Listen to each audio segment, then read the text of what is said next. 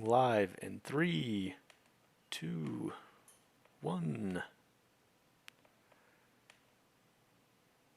Waiting for the stream to come in. Just a sec. Still not there yet. Okay, there we are.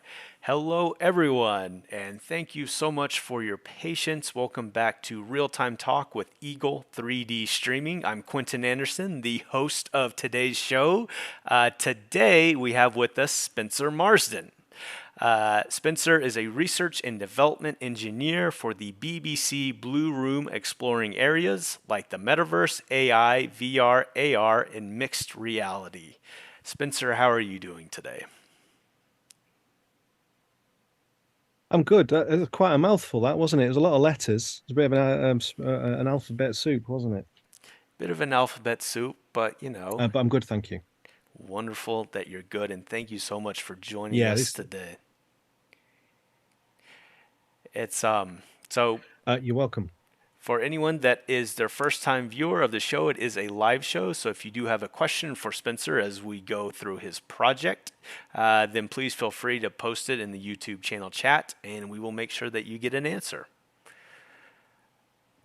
So the first thing that I always like to do, Spencer, is just to learn a little bit more about your story. So if it'd be great to hear just sort of how you got to where you are today, where you are now creating metaverses.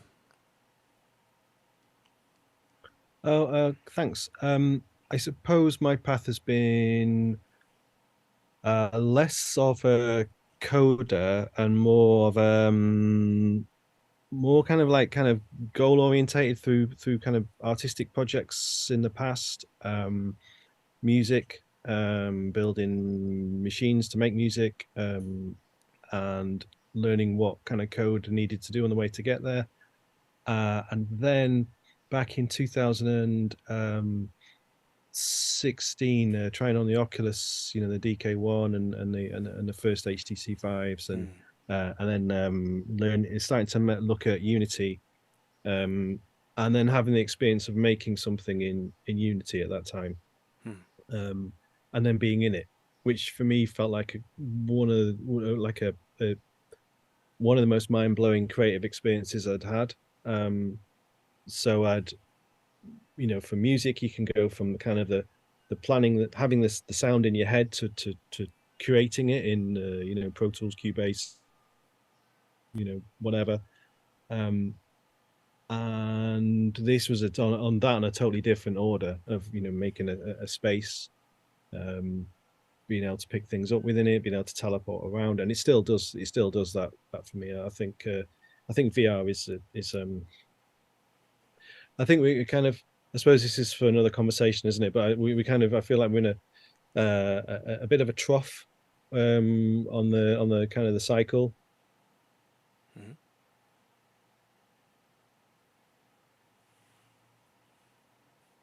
We've got Apple releasing a headset next week, so I imagine it's going to be an uptick in interest in XR. Thing that I caught was is that Apple is potentially, or the new Apple release. Yeah, yeah, it feels pretty imminent, doesn't it? It feels Mm-hmm. like it's going to be a thing. Um, and yeah, I was kind of leading into that by just kind of my sort of my journey, and I think the last thing I was saying was about how using games engines as a tool feels so so rich and so deep, and it's kind of constantly, on the one hand, it's quite amazing that the tools like Unity and Unreal and Godot are kind of freely available. Mm, Terms and conditions apply, obviously, but you can download stuff, and there is always a 17-year-old on YouTube that will show you how to make something. So there's this kind of knowledge base out there, and with the advent of AI coming, you're getting into the game dev space. I mean, this is the main problem I've found with trying to making three-dimensional spaces is it's fun at first, and it's exciting and very satisfying, but it's very time consuming. mm, I can make a piece of music pretty much when I remember there's a piece of software called Acid Pro that came out, and Mm-hmm. you can make a piece of music faster than it took time to hear it. Hmm. Whereas in for a games engine to make an immersive experience, it can it's hours, days, and weeks to get anywhere. And what's going to be interesting is um, I mean, I've been trying to do some stuff with AI. How do I do a blueprint to do X or Y? And it kind of comes in, and sometimes it works, and sometimes it doesn't. Mainly, it doesn't. But I think when, for example, you can just code into a kind of a plugin into Unreal or Unity. I want this object to do this thing when this happens, and Hmm. it kind of puts out elegant, sparse code that you can understand. um, that's going to really amplify and speed up the whole process. Hmm. And I don't mean when I say that, I don't mean just anyone will be able to make content. The barrier to entry will be lower, Hmm. but I feel that the experts who know what they're doing will be vastly amplified. That it's going to be time. They'll take less time to not only to make finished things, but to iterate. Hmm. To go right. Let's just try this out. Blah blah blah blah blah bam, and then try it out and then feel what it like. Does it feel right? No, let's try it again. And so the iteration speed should be yeah should improve dramatically. And hopefully these AI tools will come in pretty soon. It'd be Mm-hmm. nice to use them. um, Yeah, that's an interesting point that I haven't considered yet. Is the barrier of entry may be reduced through the introduction of AI, but what's possible for experts to do will potentially greatly increase.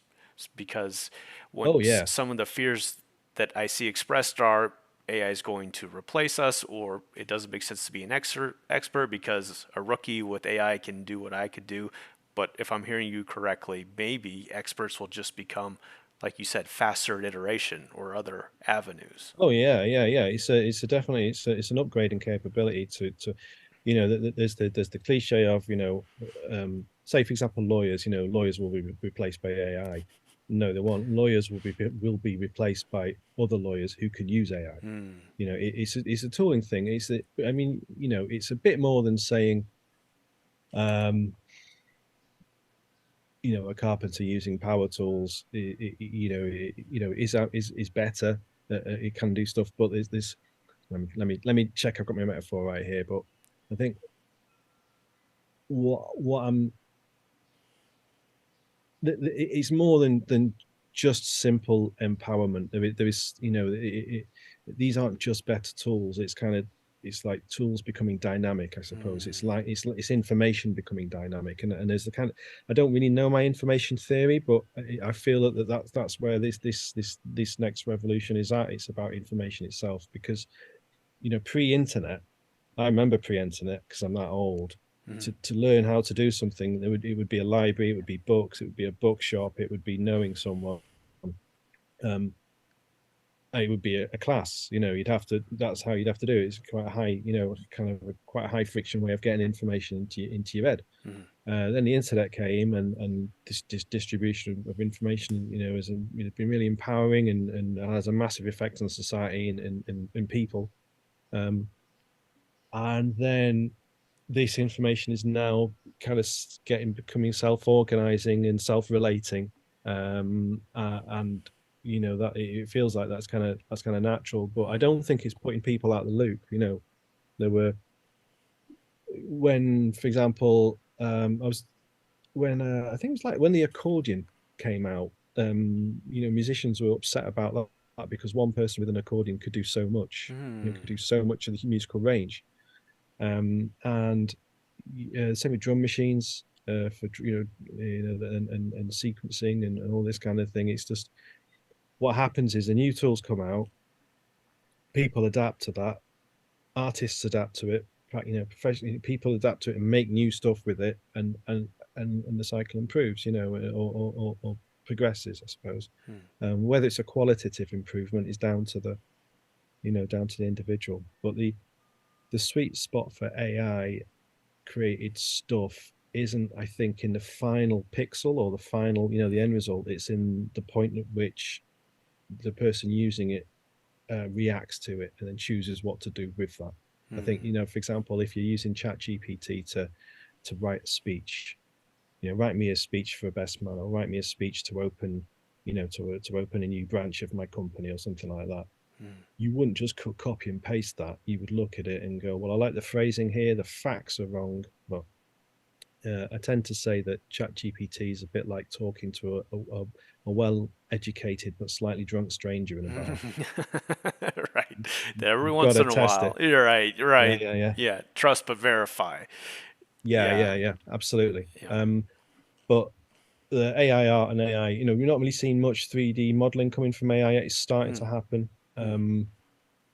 There's Meta doing a lot of work in this. I mean, there's going to be a lot of talk about Meta in this, with their new headset coming out, and Mm. the Meta's overall strategy. And we're here to talk about the metaverse and stuff, and um, well, streaming, and it kind of leads into the concepts of the metaverse really, and Meta have been pivotal. I think they'll be looked back on in maybe a lot kinder than we're looking at them right now. I think Mm. um, the pivot to Meta, for several reasons. I think they did that.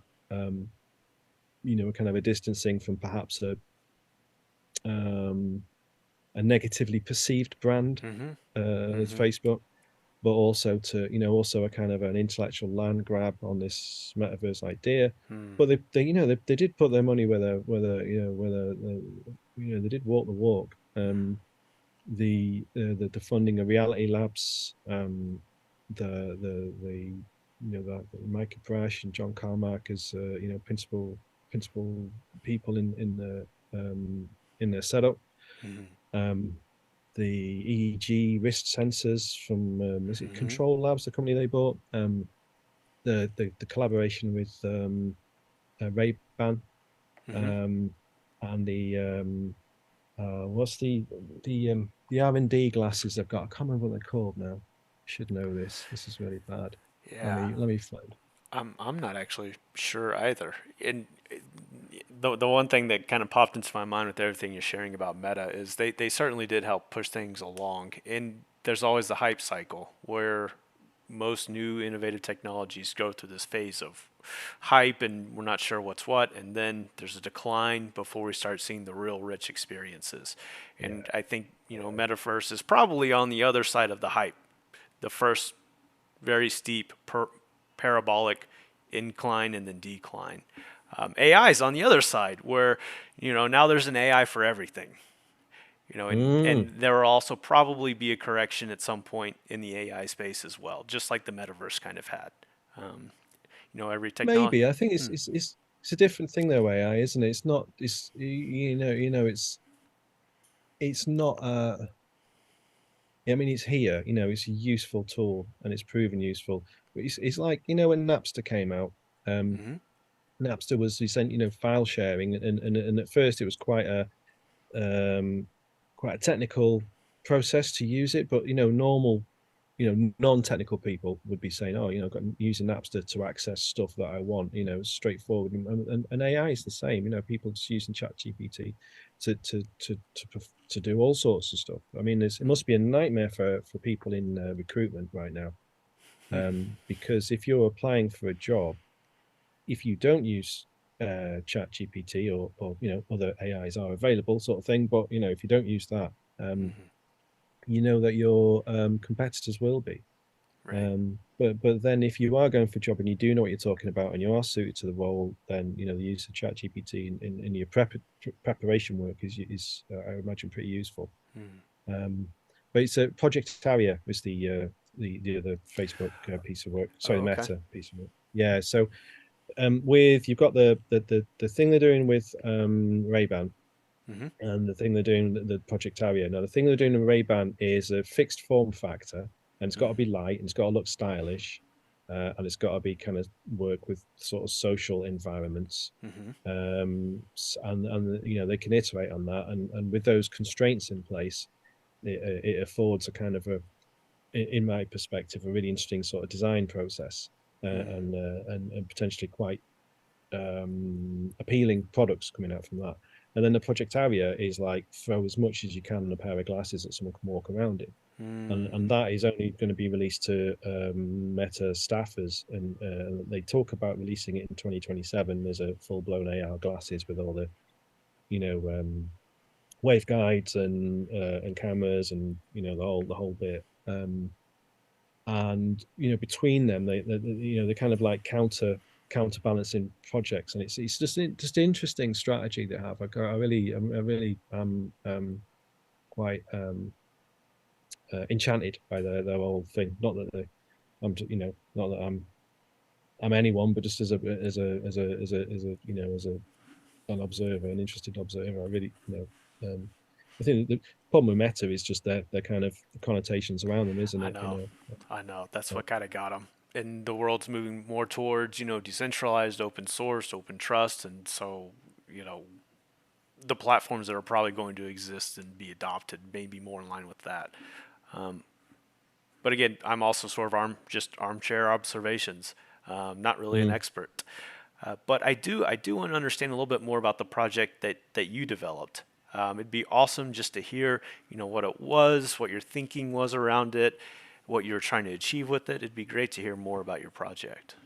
Sure. Well, one thing I missed out when I was talking about how I came to be what I'm doing was I was been an AV technician, an engineer, well, technician for years, Mm, just to keep the money in while doing artistic stuff, and that was involved doing conferences and setting up the kit and then running, PowerPoint and AV for the person at the front. mm, And in my present role, there's a lot of, I'm on the other side now. I'm communicating, I'm delivering content to people with the use of slides or whatever I can get my grubby hands on. mm, So as part of that stuff, what I've been doing is using games engines as a way of delivering sessions, and especially during lockdown. So I wanted to do something different in this, this Zoom thing. mm. So I'd be talking about games engines from within a games engine. So I used Flipside XR, which is a lovely piece of software. Um, you stick the headset on, there's cameras in the environment, you've got a gallery control yourself, you can switch cameras. The cameras appear as virtual cameras within Zoom, so you don't have to do any bridging stuff Oh, with cool. OBS or anything.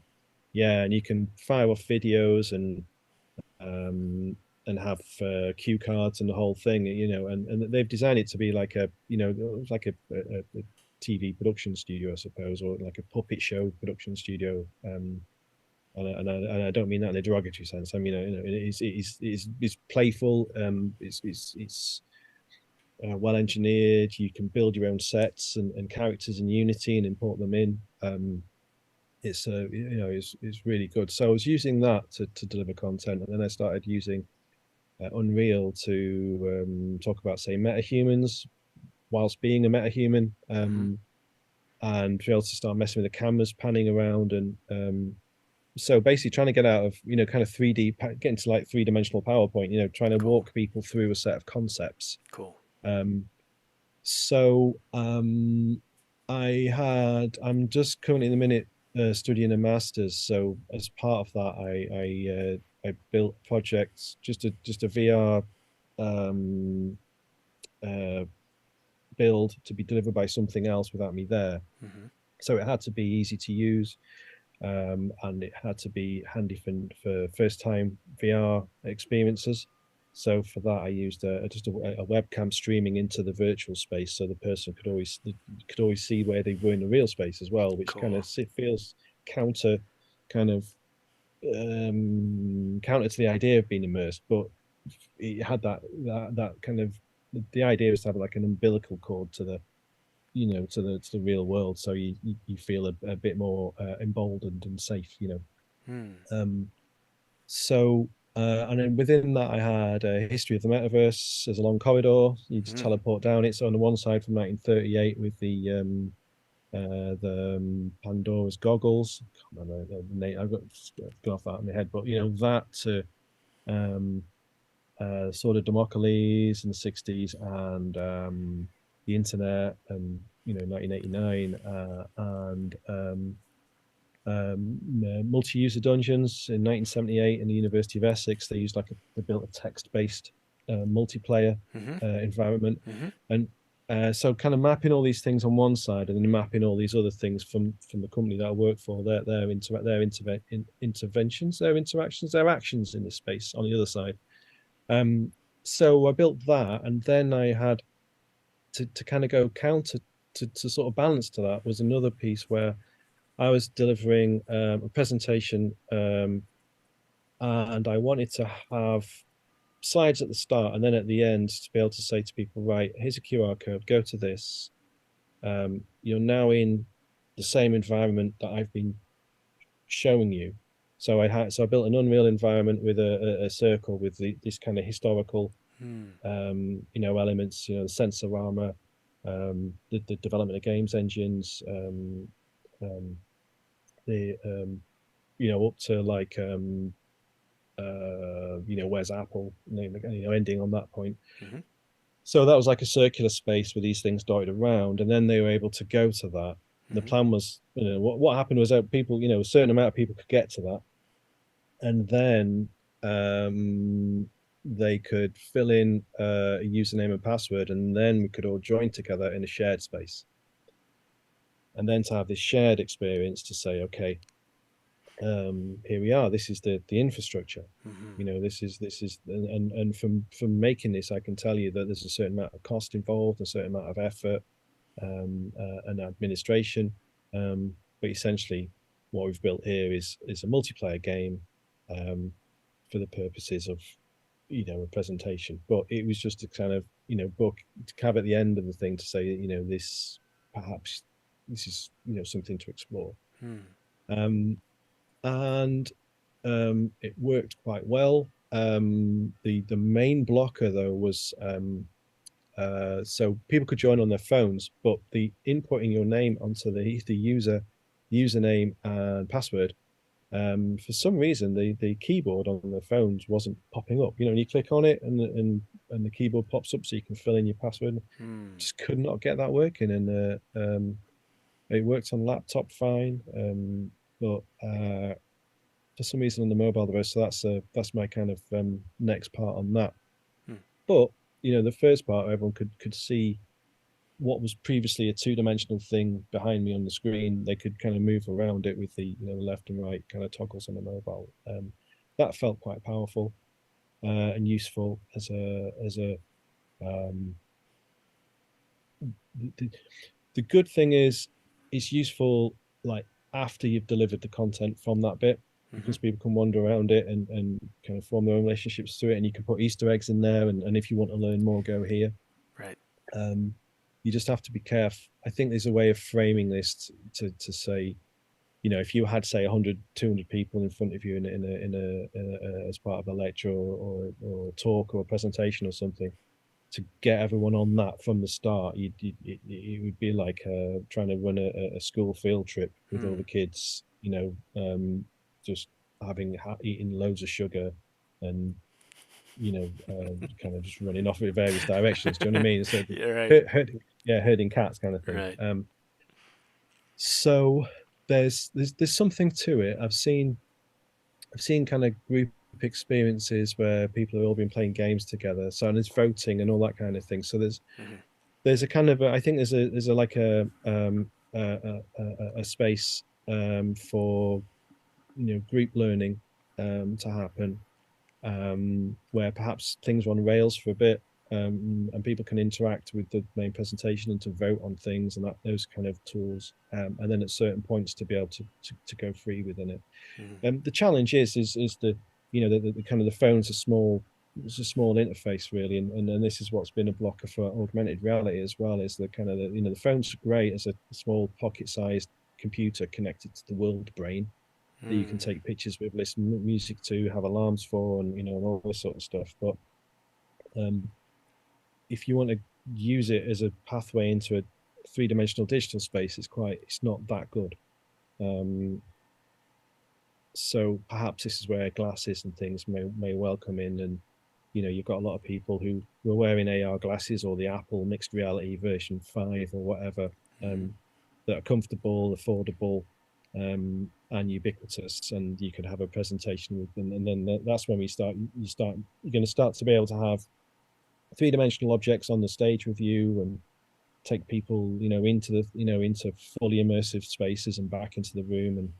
And I think that's going to be pretty interesting.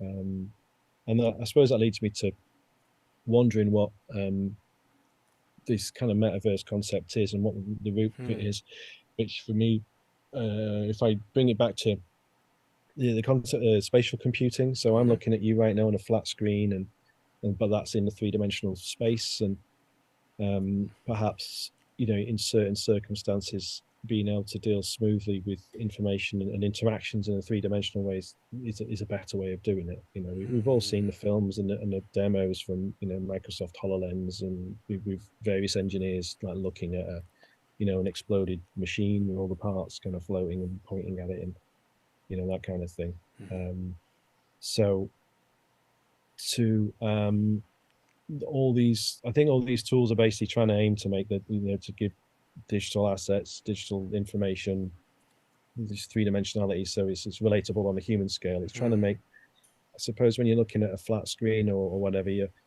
kind of compromising um your senses. You're kind of going, right, well, it's on a flat screen, but I'll deal with it. Like, you're not in the room with me, but there's a talking head on the screen in front of me, and I'm kind of like, yeah, okay, I'll go with that. But Yeah, that's a good yeah, point. Yeah, yeah, we're cheating 3D right now with flat 2D screens. So yeah, the next step would be actually doing true 3D.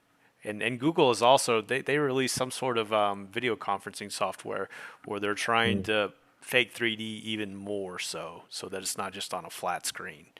But yeah. there's yeah. They're nice, those displays. They're like there's Looking Glass have a really nice one, Mm, lenticular display, and that, mm. that doesn't need a camera. That just does the stuff. Oh, Um, cool.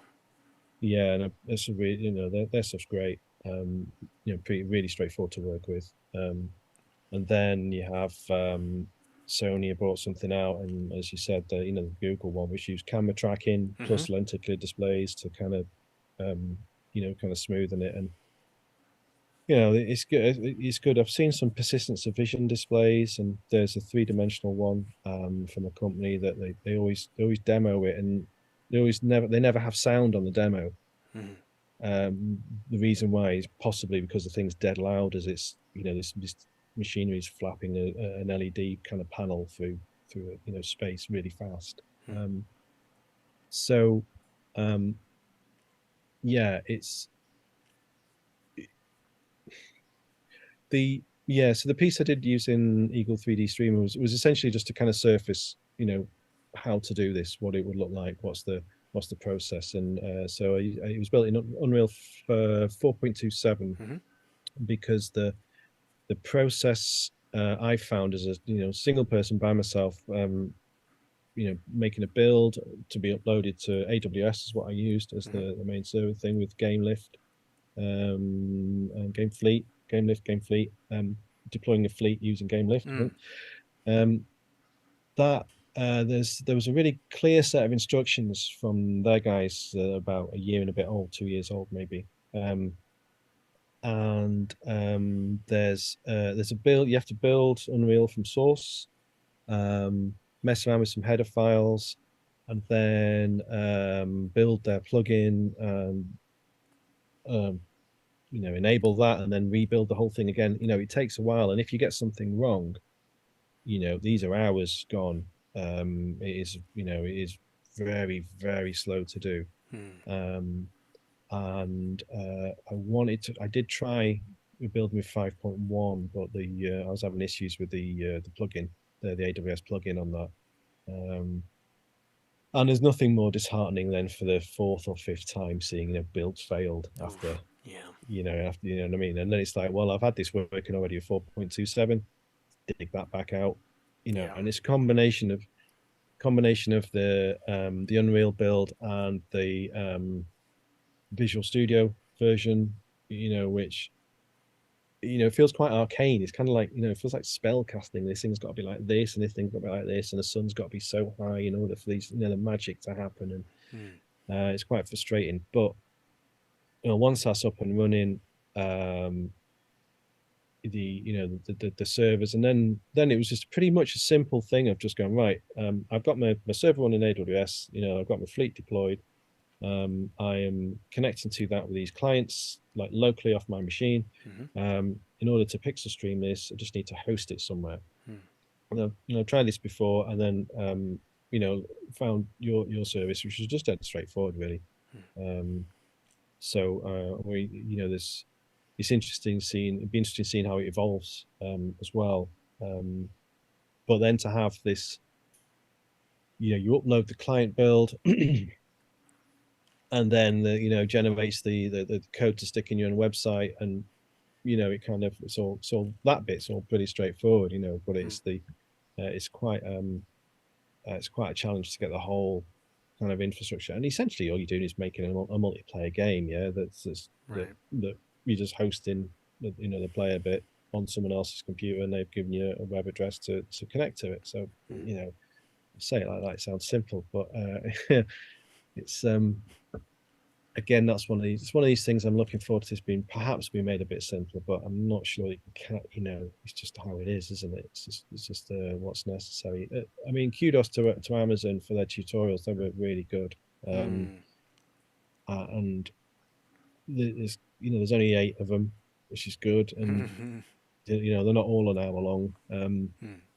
And yeah, you can kind of follow it, and it help and I'm a great believer in learning by doing. So it helps you learn more about Lambda and Cognito and and all this kind of thing. So Mm. yeah, yeah, the Eagle 3D streaming part was the easiest bit of the whole thing.